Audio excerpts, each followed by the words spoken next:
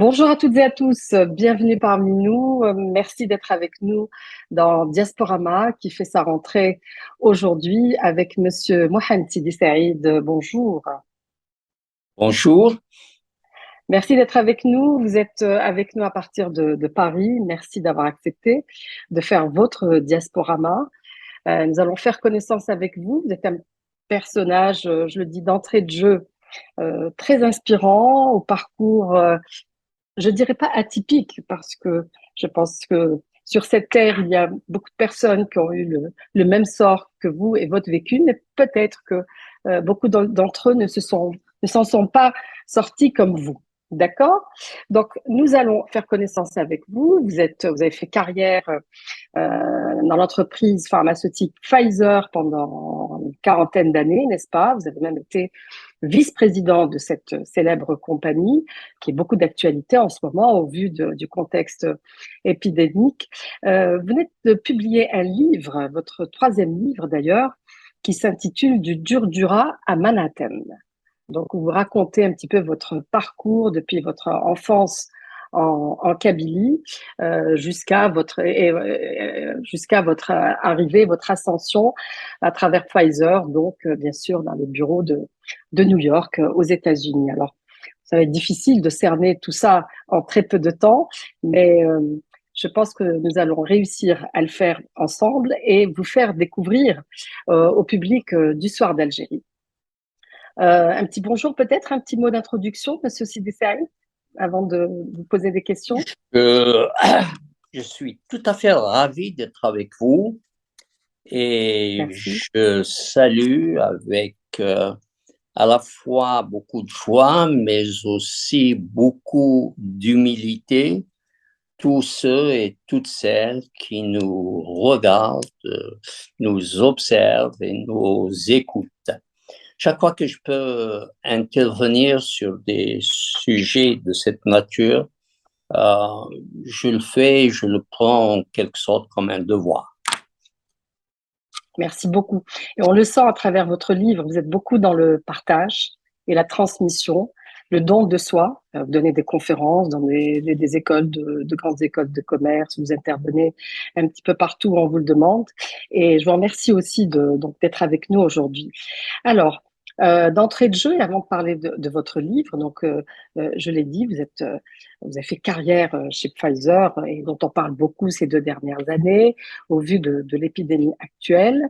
Euh, Beaucoup pensent que le vaccin a été trouvé assez rapidement euh, pour cette pandémie, alors que par exemple pour d'autres maladies, euh, ça n'est pas encore le cas, comme pour le cancer ou la maladie d'Alzheimer, par exemple. Est-ce que vous pensez que c'est un réel résultat de recherche ou une vraie stratégie, un génie d'anticipation de la part de ce grand laboratoire pharmaceutique que vous connaissez bien, Monsieur Simsaïd? Ah, vraiment, vous allez tout de suite dans le fond Oui, du sujet. Juste un commentaire, si vous m'autorisez. bien sûr. Je ne suis pas là. Nous ne sommes pas là pour faire la publicité de l'industrie pharmaceutique, a fortiori du, de l'entreprise pour qui j'ai travaillé pendant 40 ans. Mais rassurons-nous, en tout état de cause, ils n'ont pas besoin de nous. Alors, il y a, à mon sens, deux commentaires sur ce sujet de la pandémie SARS-CoV-2. C'est que en un temps record, on a trouvé une solution à ce qui était une véritable pandémie avec des centaines de milliers de morts. Et pour cela, on a donné, excusez-moi l'expression, un coup de pied dans le foutoir de la recherche clinique en double aveugle, séquentielle, en faisant les choses autrement. Je ne suis pas un adepte du président Trump. Mais rendant à César ce qui appartient à César, il a eu l'audace, peut-être même le courage, d'abord de mettre un chèque de 10 milliards de dollars sur la table et de répondre à certaines demandes que constitue l'urgence de faire quelque chose, l'urgence causée par la maladie. C'est ainsi que le président Trump a autorisé une étude non plus séquentielle, mais pour reprendre une expression peut-être chère au président Macron, tout en même temps. On fait toutes les phases de la recherche clinique en même temps. Et puis, il a eu le courage de dire, si vous voulez injecter un fragment du virus chez l'homme avant toute étude sur l'animal, bon coup. Et au laboratoire, qui lui disait, mais attention, il y a des risques. Et nous allons nous retrouver avec des procès à tout va. Oui. Et c'est ainsi qu'il a donné une immunité juridique. C'est assez exceptionnel dans l'industrie du médicament. Et pour cela, il a été suivi par les Européens, notamment. Cette immunité juridique peut se discuter, parce que donner une immunité à un laboratoire qui fait 40 milliards de dollars de chiffre d'affaires, on peut se poser des questions. Mais si vous voulez, ces entorses à un système de recherche clinique centenaire ont permis de faire en un an ce que l'on fait habituellement en 10 ans. Et cela en soi a sauvé des centaines de milliers de personnes à travers la planète. Est-ce que pour autant le vaccin a répondu à tout ce qu'on attendait? Je ne le pense pas. Par exemple, nous savons aujourd'hui qu'il n'y a pas véritablement une immunité en face de la présence du virus, mais tout le monde s'accorde à dire aujourd'hui que c'est une avancée scientifique et cette avancée scientifique a permis de sauver des vies à travers cette planète. Est-ce que vous pensez que ça ouvre la porte à ce genre de pratiques cliniques dans le futur, sans passer par l'animal? Ou c'est un cas d'exception parce qu'il y a une pandémie? Je pense que s'il fallait tirer une seule leçon de cette pandémie, c'est que le bon côté, si vous voulez, de la médaille, c'est qu'elle a ouvert les voies de l'audace pour brûler des étapes. En fait, vous parlez de cette technologie qui a permis l'émergence de ces deux vaccins, celui de Pfizer et de Moderna. On peut sans doute envisager d'autres extensions à des pathologies différentes, même si, il faut le dire tout de suite, les pathologies ne sont pas toutes les mêmes, elles se comportent différemment.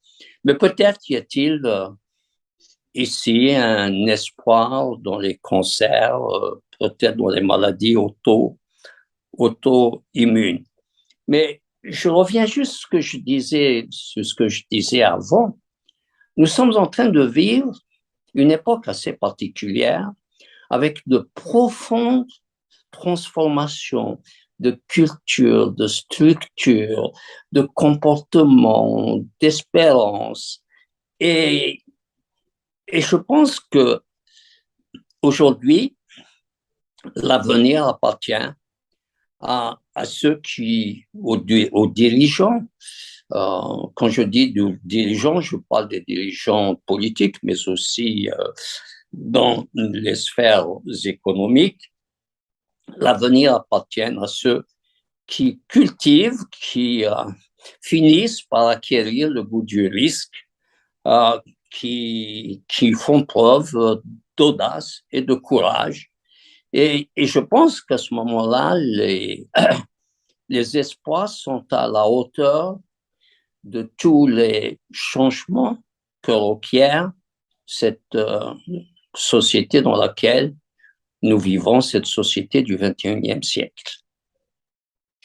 Très bien. Monsieur Sidi Saïd, donc, je rappelle, vous avez été vice-président de Pfizer, vous avez passé 40 ans de carrière professionnelle dans cette grande entreprise que vous avez développée sur plusieurs continents, hein, je ne dirais pas sur plusieurs pays, mais sur plusieurs continents.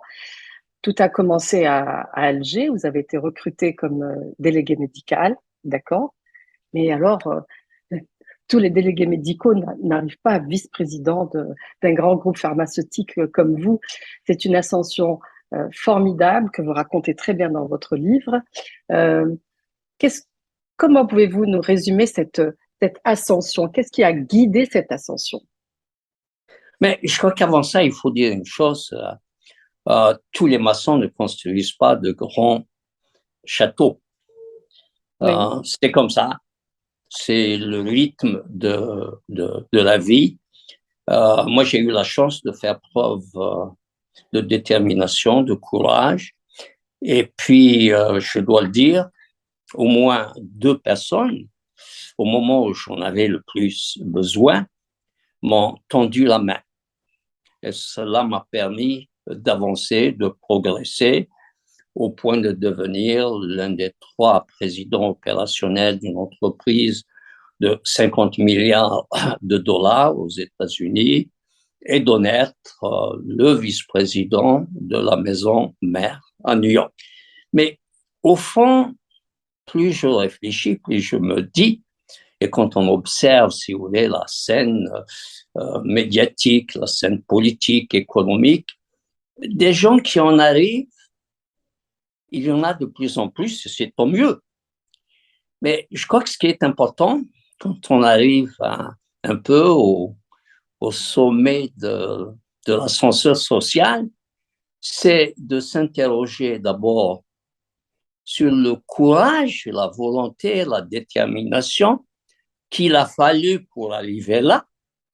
Et une fois arrivé là, il faut rester. Oui. Et ça, c'est encore plus dur que d'y arriver. Je ne vais pas vous faire un cours sur les embûches dans l'industrie. Ça existe dans toutes les industries, mais ça n'a pas été facile. Les problèmes d'égo, de jalousie, quelquefois même de race. De Mais je racisme, me oui. suis attelé, je voulais absolument réussir. Et je pense que je l'ai fait, et ça a été sans doute le moteur essentiel. Je l'ai fait d'abord pour honorer ce père qui est parti très jeune. Cette mère aussi qui a passé plus de temps à l'hôpital qu'à la maison. Et cette grand-mère, Keltsuma, dont la mémoire me suit depuis tout le temps. Elle ne m'a pas quitté un seul instant. Et qui, dans ce village de pauvreté, où rien ne poussait, où, où tous les maux pouvaient exister, ceux de la faim, ceux de la soif, ceux de l'absence d'hygiène. Et cette femme s'est donnée pour vocation de défendre bec et ongle ces orphelins, comme elle nous appelait, comme on nous appelait d'ailleurs au village. Je n'étais pas très péjoratif, sauf que à force de le répéter, ça finit par être un peu lassant. Et donc, je voulais en sortir. Je tenais, c'était un choix, et j'étais prêt à tous les sacrifices. Et puis, voilà, 40 ans après, 50 ans après, je peux dire à vos téléspectateurs, à ceux qui nous observent et nous écoutent, en toute modestie, parce qu'on peut toujours mieux faire. Mission accomplie. Oui. Alors, vous racontez tout cela dans votre livre, Du Durdura à Manhattan. Vous venez de l'introduire et en même temps en donner l'essence et le moteur essentiel de votre vie. Et à lire ce livre, ça nous rappelle un peu Le Fils du pauvre de Mouloud Ferraoun, euh, qui a été votre directeur d'école d'ailleurs, hein, une À personne Fonds qui a National, national qui a beaucoup compté pour vous. Vous qui avez rejoint l'école à l'âge de 10 ans, à peine, euh, et vous qui, très jeune, vous venez de le dire, avez été orphelin de père et avez été obligé de travailler pour aider et subvenir aux besoins de la famille. Un travail très dur d'ailleurs. Hein. Vous racontez des distances parcourues pieds nus dans les froids de Kabylie, à porter des choses sur le dos avec votre oncle, pour gagner un petit peu d'argent, de quoi faire bouillir la marmite. Et je pense que je ne sais si vous êtes d'accord, mais votre grand salut est venu le jour où ce parent vous a proposé de rentrer à l'école, hein, à l'âge de 10 ans. J'ai l'impression que vous avez compris très vite que votre salut allait passer par l'école. Est-ce que c'est cela? À l'époque où beaucoup de gamins de votre âge n'allaient pas à l'école. c'est non C'était la seulement guerre. cela, mais sans le temps autoritaire de cet instituteur, plus tard directeur d'école, qui a d'ailleurs à son actif la formation de beaucoup d'élites de Kabylie. C'est M. Ousdir. Et puis, sans doute aussi, une espèce de vision de ma grand-mère, puisque quand cet instituteur m'avait approché en disant demain à l'école, je Oui. m'étais dit au fond de moi-même, il peut causer, demain est un autre jour, mais le Demain, devoir je travaille. m'appelle. Et Ouais. puis, je raconte l'histoire à ma grand-mère et le lendemain, très tôt, elle me réveille et me dit, allez à l'école. Et je suis allé, j'ai fait une dizaine de kilomètres, pieds nus. J'étais complètement perdu. Mais si vous voulez, l'école, c'est un peu une découverte, mais c'est aussi ma rampe de lancement. Et c'est pour ça, s'il fallait aujourd'hui dire quelque chose à l'intention de parents, plus vous donnez d'éducation à vos enfants aujourd'hui, plus ils en retrouveront les bienfaits demain et même quand vous n'êtes plus là. C'est un héritage qui ne s'efface pas, qu'on ne peut pas vous enlever et qui peut être une source extraordinaire d'avance, de marche vers le succès. Oui. Alors, vous avez étudié très dur, vous avez toujours travaillé en parallèle pour subvenir aux besoins de votre famille. Vous racontez, vous vous livrez quand même, Monsieur Sidi Saïd, dans ce livre. Euh, je ne sais si on peut dire avec pudeur ou sans pudeur, mais je peux dire qu'il est quand même difficile de raconter la misère, de raconter la pauvreté, de raconter le châtiment, de raconter l'injustice. Pourquoi, pourquoi avoir raconté cela Vous qui êtes arrivé à des positions sociales et professionnelles très prestigieuses, vous avez rencontré les plus grands décideurs de ce monde, vous avez atteint des sommets de confort, on va dire, formidables. Pourquoi revenir à cette enfance pauvre en Kabylie et la raconter, la dévoiler dans ce livre? Est-ce pour donner l'exemple ou pour vous libérer vous-même de quelque chose? Vous l'avez dit à vous-même au début, c'est le troisième livre. Donc, c'est une histoire qui a commencé il y a 8-10 ans. Je dirais même en partie, c'est le quatrième livre, puisque avec d'autres, et notamment Cartouche, que tout le monde connaît, d'origine algérienne, et Aurélie Godefroy, nous avons écrit il n'y a pas très longtemps, il y a quelques petits mois, un livre, Le bruit du bonheur. Alors, vous avez sans doute raison, mais je disais tout à l'heure, il y a les deux, si vous voulez, pour répondre à votre question, et vous avez entièrement raison. Mais plus je réfléchis, plus je me dis, au fond, j'ai construit ma carrière patiemment, avec détermination, mais sans avoir été pressé. Et les choses sont venues d'elles-mêmes. Et ça me coûte un peu de le dire, mais une fois sur ma lancée, je ne dois rien à personne.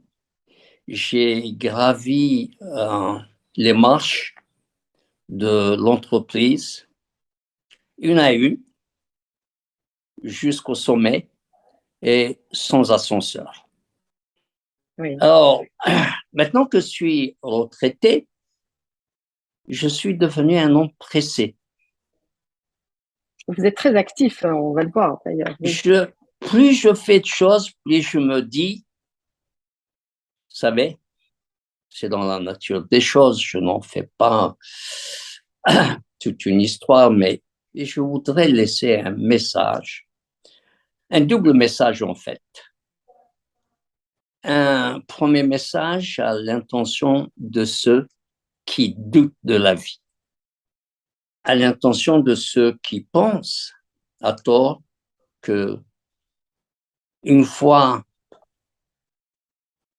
suivis, encombrés, accaparés par l'échec, c'est stop et fin. Ce n'est pas vrai. Rien n'est jamais irrémédiable. Rien n'est jamais complètement perdu. Il y a une seule chose qui soit irrémédiable, la mort l'est. Mais tant il y a un souffle de vie, il faut se battre. Battez-vous, battez-vous, battez-vous. Fixez-vous des objectifs. Et je dis souvent, vous savez, il m'arrive d'aller dans les bons lieux, pas seulement dans les grandes écoles. Je dis souvent à des jeunes, il faut vous battre, vous devez ça à vous d'abord, à votre vie, à ceux qui vous entourent, à vos parents. Mais il n'y a pas plus grand bonheur que le succès que l'on sait être le fruit d'un travail acharné. Et si vous le voulez, et si vous vous donnez les moyens, rien n'est impossible. C'est le message que j'essaie de transmettre. Et puis, il y a un deuxième message à l'égard de tous ceux qui sont devenus, qui ont réussi leur vie. N'oubliez pas vos origines. Vous savez, on a l'habitude de dire que ceux qui savent ne parlent pas, Oui. ceux qui parlent ne savent pas. j'ai tendance à dire que ceux qui donnent ne donnent pas, ceux qui disent donner ne donnent pas, ceux qui ne disent rien donnent à bon escient. Et je crois on a tous, je suis quelquefois attristé de voir des gens qui ont réussi leur vie, mais qui se replient, en fait, ils se retrécissent sur eux-mêmes. La société, c'est comme ça. Et moi, j'ai encore en souvenir un homme extraordinaire, et je vais le paraphraser, c'est Émile Zola, je vous le dis tout de suite.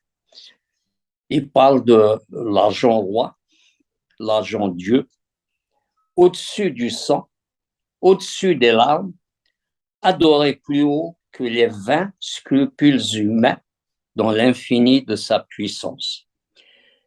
Je crois dire en toute modestie à nouveau et de nouveau que j'ai gagné de l'argent, j'en ai un petit peu, mais je n'en suis pas prisonnier. Et il n'y a pas plus grand bonheur que celui qui consiste à donner. Donc, je prends plus de plaisir à donner qu'à recevoir. Un point tel que dans ma famille, nous demeurons très généreuses, j'interdis que l'on me donne des cadeaux à l'occasion d'un anniversaire. De toute façon, j'ai dépassé l'âge pour tout cela. Voilà, si vous voulez, un peu l'essentiel de mes motivations qui m'ont amené à écrire ce livre, dont les revenus d'ailleurs sont allés à une association que je supporte. Ce sont les SOS Villages d'enfants qui font un travail phénoménal en faveur des enfants orphelins. Et puis, je pense que c'est aussi le paiement d'une dette vis-à-vis d'abord de mes parents, parce que vous pensez bien, très souvent, je regrette de ne pas les avoir là, de ne pas les gâter, comme on peut le faire à un certain âge, de ne pas les voir profiter de ces années de lumière après des années de ténèbres. Mais je pense que chaque fois que je pense faire une bonne action, j'ai le sentiment profond que quelque part, en haut, là où ils sont, ils m'écoutent, ils me voient et ils en tirent une fierté. Sans doute. Je pense que vous avez eu le temps de gâter un petit peu votre chère grand-mère. Parce qu'elle, elle a, non, Pas quand même, un peu. beaucoup parce que elle est partie, elle est, elle est partie trop vite. Je dis dans un des livres, il y a des choses que ni l'espace, ni la distance, ni la réussite sociale n'émiettent. C'est l'amour qu'on peut avoir pour les siens. En ce qui me concerne, l'amour que je peux avoir pour cette grand-mère. Mais si vous voulez, matériellement, elle n'a pas beaucoup bénéficié parce qu'elle est partie trop tôt, elle aussi. Alors, dans ce livre, on voyage avec vous à travers les continents, au fil du développement de l'entreprise Pfizer, au fil de ses exigences. Vous vous révélez manager, développeur intraitable dans ce livre que j'invite nos visio-spectateurs à lire, du Durdura à Manhattan aux éditions Prolegomène en France. Il est sorti en France. J'espère une édition également en Algérie pour pouvoir en faire profiter un plus large public. On vous sent dans votre livre, Monsieur Sidi Saïd, comme porté par les vents, donc du développement, on va dire professionnel, mais également humain et qui marche de pair. Et vous racontez un moment que vous avez un petit peu été à l'origine, ou alors vous avez proposé à Pfizer de s'impliquer également dans des actions humanitaires. Donc, c'était ce qu'on appelle aujourd'hui les RSE qui sont très développés. Mais à l'époque, déjà, il y a très longtemps, vous avez titillé, vous avez poussé Pfizer à s'impliquer également dans l'action humanitaire, mais aussi vous, et aux côtés de votre épouse, comme vous le racontez dans le livre, à travers les villages SOS, à travers les SOS villages, allez même à vos frais au bout du monde, aller en Inde, en Afrique, en Algérie, j'imagine, je ne sais pas, vous allez nous le dire. Mais en tout cas, aller soutenir ces associations et ces enfants orphelins qui sont encadrés. Alors, je disais tout à l'heure, vous êtes un philanthrope. C'est devenu presque votre métier aujourd'hui, non? Je n'aime Au-delà de la pas, passion, c'est devenu votre action principale, votre moteur de vie principal aujourd'hui. vous savez, je n'aime pas trop en parler, mais s'il y a Restez peut-être général, alors, comme vous voulez. un facteur qui a été déterminant, c'est sans doute cette visite à Pretoria, capitale d'Afrique du Sud, moderne, riche, et avec le ministre du Commerce de Bill Clinton, alors président des États-Unis. Nous nous étions rendus dans un hôpital qui recevait des enfants atteints de sida. Une visite, somme toute, protocolaire, avec la présence de journalistes, de médias, de Madame la ministre de la Santé sud-africaine. Et puis, en sortant de là, j'avais le sentiment que je n'avais pas vraiment saisi le fond du problème. Et je dis au chauffeur qui me conduisait, est-ce que en sortant de cette ville, pas très loin, on peut trouver des malades du sida? On dit, il y a 10-15 kilomètres. Et nous sommes allés dans ce village, spectacle de désolation extrême, des malades mourant à même le sol. Et c'était à l'époque où on avait dans l'industrie un débat consistant à baisser le prix des thérapies, des trithérapies dans le VIH-Sida, qui était une véritable découverte, une révolution même. Et il m'était venu à l'esprit qu'avec ces gens, ça ne servait strictement à rien de faire une remise de 20-30% sur le prix d'une trithérapie. Ces gens-là n'attendaient rien. Vous leur diriez, les médicaments sont disponibles dans un centre de distribution à 5 kilomètres d'ici, ils n'iraient pas. Et donc, Pourquoi? cela Pourquoi? m'a Pour quelle amené raison? à... Comment? Pour quelle raison? Parce qu'ils n'attendaient rien. C'était des gens qui n'attendaient qu'une seule chose, la fin, la mort. Ils n'attendaient rien, ni du gouvernement, ni de l'entourage, ni d'un miracle quelconque. Ce sont des gens complètement dépourvus.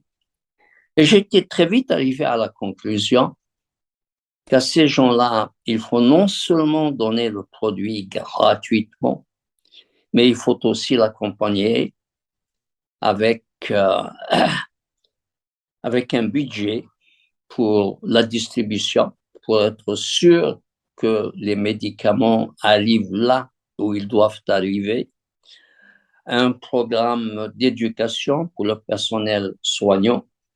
Et puis alors, j'avais pris la décision sur place de de retirer l'entreprise pour laquelle je travaillais d'un recours devant la Cour constitutionnelle assignant le gouvernement sud-africain qui avait pris la décision de violer les lois en vigueur sur les brevets et de fabriquer des génériques. Et c'est là où m'est venue, si vous voulez, l'idée, ou ce qui m'a toujours guidé et continue de me guider aujourd'hui même, à, à la santé à deux vitesses. Je préfère une santé à deux prix, où ceux qui ont de l'argent payent ce qu'il faut, parce que c'est le seul moyen de faire avancer la recherche et le développement, mais que ceux que Dieu, que la vie a dépourvu de moyens financiers, n'en soient pas pour autant spoliés, écartés des avancées phénoménales de la recherche et du développement. Et ça a été un combat. Je crois que c'est la seule fois où j'aurais pu perdre mon job. J'ai perdu quelques mois plus tard celui de vice-président du syndicat américain du médicament à Washington, D.C. Mais franchement, c'était un poste plutôt honorifique. Ça n'avait pas eu de conséquences sur ma carrière. Et depuis, je me bats. Aujourd'hui, c'est un autre combat. Je me bats contre le prix des anticancéreux. Ce n'est pas possible que des thérapies coûtent aujourd'hui 500 000, 80 000 euros un traitement. C'est indécent. Et rien, si vous voulez, au niveau de la recherche et du développement, ne justifie ces prix. Sinon, cette loi scélérate de l'offre et de la demande. Il y a un seul fournisseur et une multitude d'acheteurs. Donc, on détermine le prix que l'on veut. Cela n'est pas décent, n'est pas tolérable, n'est pas à l'honneur de l'industrie pharmaceutique qui, au demeurant, fait un travail exceptionnel. Je ne cible jamais l'industrie pharmaceutique en tant que telle, parce que, au fond, ce sont des hommes et des femmes. Et comme c'est partout le cas dans la vie, il y a des gens qui sont bien, il y a d'autres qui sont moins. Il y a des gens qui sont sensibles à la responsabilité sociale de l'entreprise.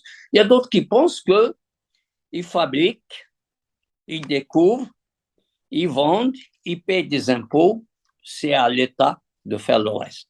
Et non, ce n'est pas à l'État de faire le reste, d'autant plus qu'on sait que très souvent, l'État le fait mal. Et donc, depuis, je continue à parler de la responsabilité sociale de l'entreprise, et souvent avec bonheur dans ce que je fais à Aix-en-Provence, dans des secteurs aussi variés que le patrimoine, la culture et la solidarité à l'égard de ceux que la vie n'a pas pourvus, à l'égard des gens qui sont dépourvus de moyens financiers. Quel rapport entretenez-vous aujourd'hui avec l'Algérie, votre pays natal, Monsieur Sidi Saïd? Est-ce que vous y rendez souvent? Vous avez des projets, vous avez des réalisations? Quel rapport vous entretenez avec l'Algérie? On parlait tout à l'heure de la pandémie. Moi, tout au long de ma vie professionnelle, j'ai développé cette vision, cette philosophie que c'est dans les moments de ténèbres que l'on peut aussi bâtir. Et c'est ainsi que l'entreprise qui m'employait avait monté cette usine pharmaceutique au moment de la décennie noire.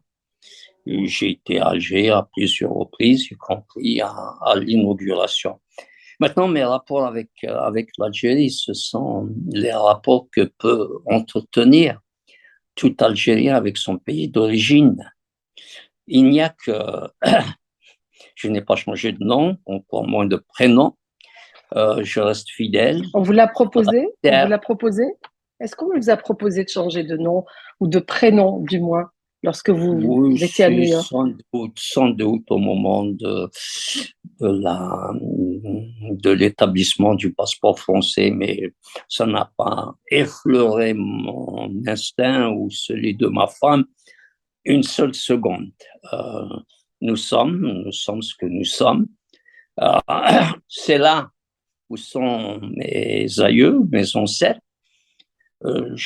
Parlant d'ailleurs, je dis souvent d'ailleurs, euh, quand on m'interroge, les Algériens, les Maghrébins, les Africains ont, ont reçu un legs de leurs ancêtres, ces ancêtres qui se sont battus corps et âme au risque de leur vie, et certains ne sont pas revenus pendant les deux guerres mondiales.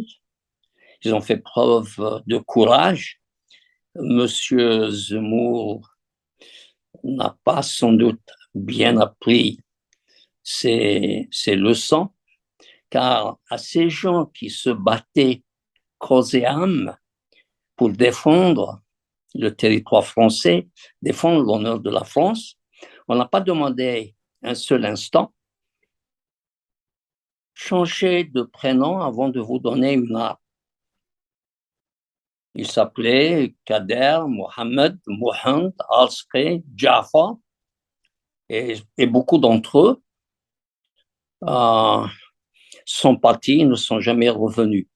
Et ils nous ont légué le droit de vivre en paix dans ce pays qui est la France, mais ailleurs aussi, en Europe, à condition de respecter celle des autres, évidemment. Pour terminer, Monsieur Sidi Saïd, je vais vous poser des questions qu'on pose habituellement à nos invités, c'est-à-dire vos goûts littéraires, musicaux, films. Donc, tout au long de vos livres, vous parlez beaucoup de lecture. Le livre ne vous a, lire ne vous a, vous n'avez jamais arrêté de lire et même dévorer des livres, qu'ils soient classiques ou contemporains. Une lecture inspirante peut-être à nous révéler, un film inspirant, des musiques que vous écoutez tout le temps, ce serait quoi? Oh, j'aime beaucoup la musique de Walda, celle d'Umm Kulthum, évidemment. Et pourtant, vous avez D'ailleurs, appris l'arabe très tard, Monsieur Sidi Saïd. comment? Vous avez appris l'arabe très tard dans ce que j'ai lu. Très tard en Égypte, Oui, en Égypte. Ouais. chez des chrétiens orthodoxes, je crois, sur le Coran et les chansons d'Umm Kulthum et le journal El Ahram. Euh, mais si Ouais. vous voulez, bon, j'ai toujours lu beaucoup. C'est une source pas seulement de confort, mais c'est aussi d'inspiration. Mais si vous voulez parler des auteurs contemporains, moi j'aime beaucoup Mouloud Mamri, Pharaon, cela va de soi. Euh, mais aussi, même s'il est maintenant ils sont partis, tous ces auteurs contemporains qui s'attachent à raconter des histoires de vie. Jean d'Ormesson est un de mes auteurs préférés. Il a écrit beaucoup sur la justice et l'injustice, notamment dans le domaine de la santé. Je crois avoir lu à peu près tout ce qu'il a publié au cours de ces 30 dernières années, mais il n'est pas le seul. Euh, Maintenant, avec l'âge, j'aime beaucoup les westerns américains. Rappelez-vous, j'ai vécu aux États-Unis. J'aime bien les comédies françaises. Je n'aime pas les films policiers français. Je pense qu'ils ne sont pas d'une très grande qualité. Je vais me faire Et massacrer. pourtant, mais pourtant, vous étiez dans la ville des comédies musicales, New York, hein, donc, Oui, tout à fait, hein, tout à fait, tout à fait. Et je continue encore à aller, j'adore Adjani. La reine Margot est un chef-d'œuvre d'exception. Cette femme a un don au théâtre qui est phénoménal. Pour moi, c'est un modèle. Et par ailleurs, c'est un modèle aussi de rigueur. Parce que quand on est sur le devant de la scène, il y a quand même un certain nombre de règles qui sont des règles de respect vis-à-vis de ceux qui vous lisent, vous écoutent ou vous voient. Il y a un rythme de vie, des règles de vie, une, qui doit être tout à fait compatible avec ce que l'on fait, avec ce que l'on dit être.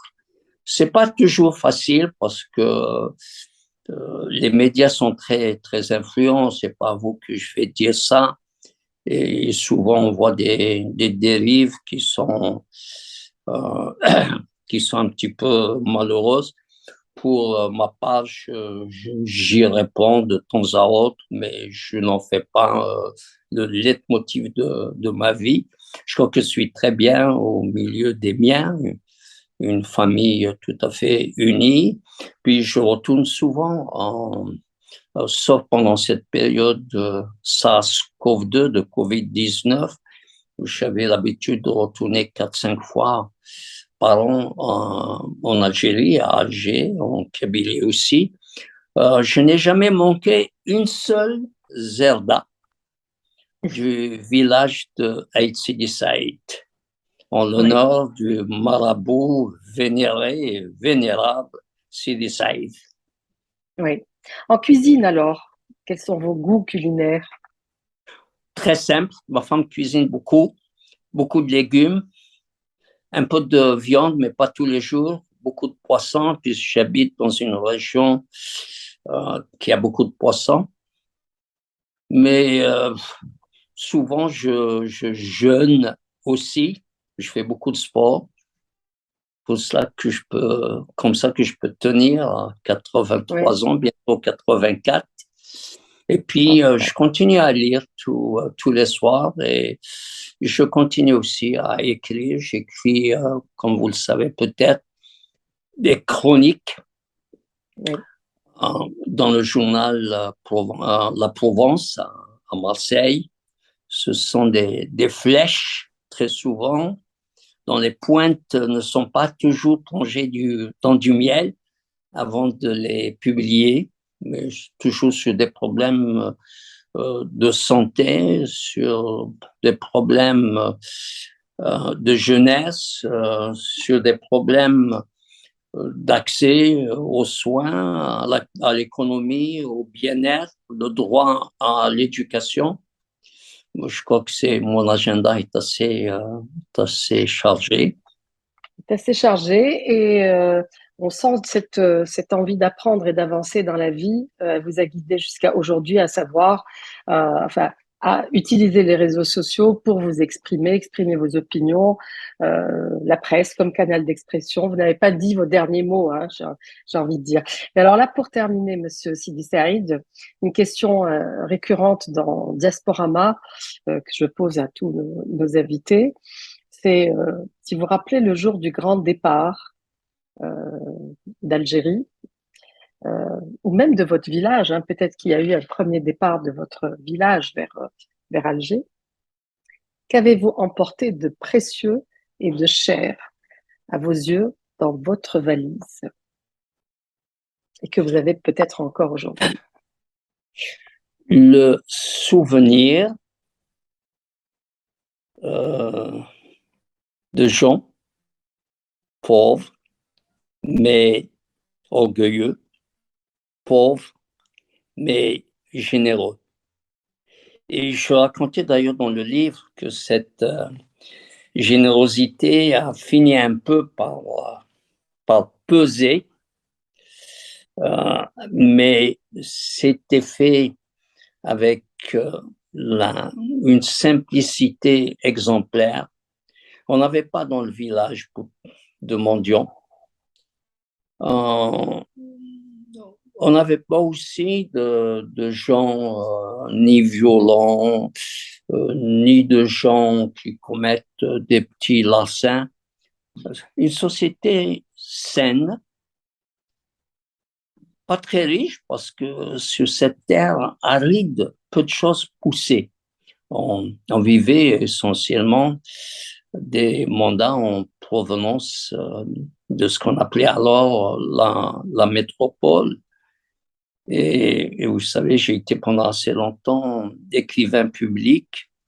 C'est un peu poignant. J'ai encore le souvenir de quelques phrases de lettres d'un père à son fils. Beaucoup de pudeur chez la population berbère. Et c'est souvent exprimé avec douceur. Il n'y avait pas de violence dans cet état de pauvreté comme on peut le voir aujourd'hui. Ce n'était pas de la résignation parce que les Berbères sont des gens travailleurs, déterminés. Ils l'ont montré au demeurant pendant la guerre de libération. Euh, mais c'était une société par-dessus tout qui partageait tout, même si elle n'avait que peu. C'est phénoménal. Oui. Oui. On a vu la solidarité durant les incendies de Kabylie et des Tout autres à fait. régions, bien entendu. Mais je sais que vous êtes sensible à la région, à votre région natale. On a vu les élans de générosité et de solidarité, parfois au péril de la vie de certains. C'était un humanisme à l'extrême. Monsieur Sidi Saïd, je vous remercie encore une fois d'avoir été des nôtres aujourd'hui, d'avoir fait votre diasporama. Je recommande vivement de lire votre livre, Du Durdura à, attendez, je vais l'arranger comme ça, Du Durdura à Manhattan, paru en France aux éditions Prolégomène. Une sortie en Algérie peut-être prévue ou pas encore? Euh, on verra. Le temps D'accord, nous on l'espère. dira. On Ouais. l'espère. C'est vrai que la pandémie du Covid-19 n'a pas arrangé les choses, mais euh, j'ai des gens, beaucoup de gens qui m'écrivent d'Algérie, auxquels d'ailleurs je réponds systématiquement à tous ceux qui m'écrivent. Merci, Monsieur Sidi Saïd. Vous étiez avec nous à Merci à partir vous. de Paris. Merci à vous, visio-spectateurs, de nous avoir suivis. Vous pouvez revisionner cet entretien sur les plateformes digitales du Soir d'Algérie, Facebook, YouTube et le site web, bien entendu. À très bientôt, Monsieur Sidi Saïd. Merci Maya, c'était un Au bonheur. revoir. Au revoir. Merci. Au revoir.